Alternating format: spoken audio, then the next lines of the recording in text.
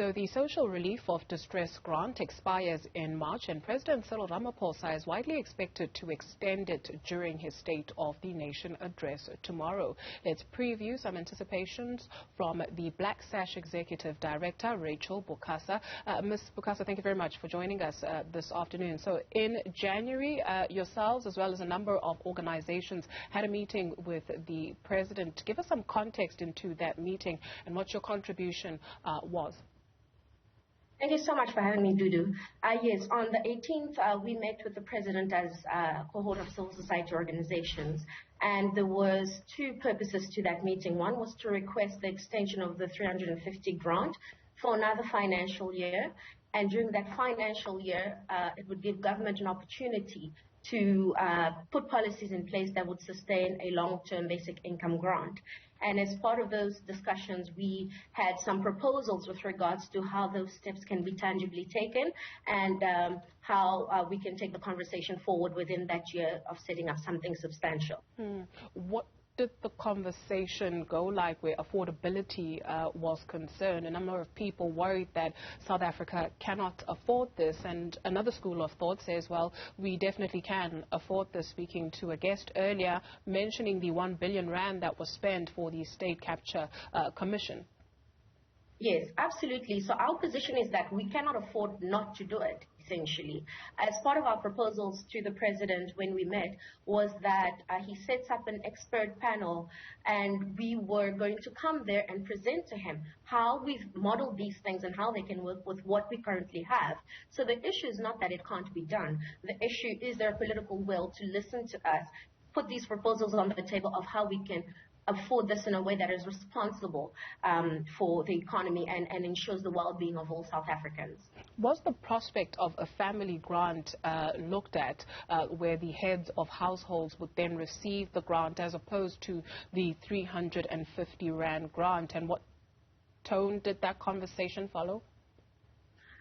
We didn't discuss the family grant because we as civil society feel that that is not the correct approach to take. The reality with that will be that a lot of women will be discriminated against by this grant. And the difficulty is that when one head of the household, however you define that, gets that grant, you have no control on who else benefits from that. So we don't see that as a solution. What we see as a long-term solution is a basic income grant for everyone 18 to 59 who are unemployed or have little income. What are your expectations ahead of the State of the Nation address by the President tomorrow? What is it that you want to hear him say around this issue? So essentially, as we made the request during the meeting, what we want to hear from SONA is firstly the extension of the 350 itself, and then some firm commitment to moving towards a basic income grant. How that comes across, it would be obviously up to the President's prerogative, but I think one of the things after that meeting was the agreement that we would go into further engagements, which we're still waiting upon from government in order to engage with us so that we can show them how this can possibly be done. And so essentially from SONA, we're expecting an extension, we're hoping for an extension of the grant and then tangible policy-oriented steps towards BIG. Some of the challenges that you engaged with as the civil society organizations with the President is the issue of eligibility in terms of who is eligible for the grant. Please ventilate on that. So initially when the grant was introduced, there were issues with eligibility requirements. So for example, if it came up in the states, some of the databases, so for example, UIF, SASA, or whatever they ran, and you had 595 rand in your account, you were automatically disqualified because that was an income threshold that you had to be below.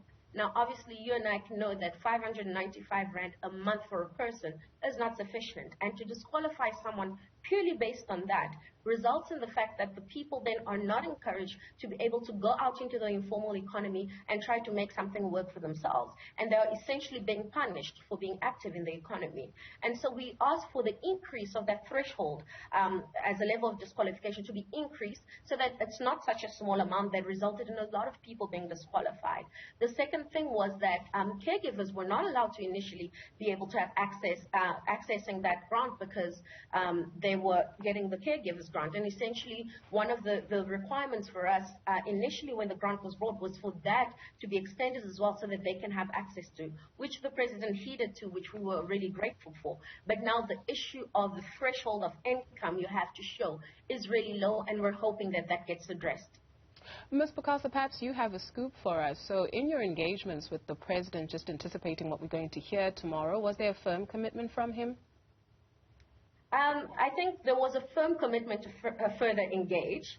I think what the sense we got was, what was clear was that this is firmly on the president's agenda, and he is clearly receiving conflicting advice from both sides, but there's something that is really on the table for him. And what we're saying is that give us as civil society an opportunity to show you how this can actually get done, and put together a task team of experts, of economists, of everyone, that they can look at our research and tell you whether this can work or not. And so I think what the president did was commit to further engagement, but we have yet to have that engagement, and we're calling upon government to really just honor that commitment for the South African people. Ms. Rachel Bukasa is the Executive Director of the Black Sash Movement. Thank you very much for availing yourself this afternoon.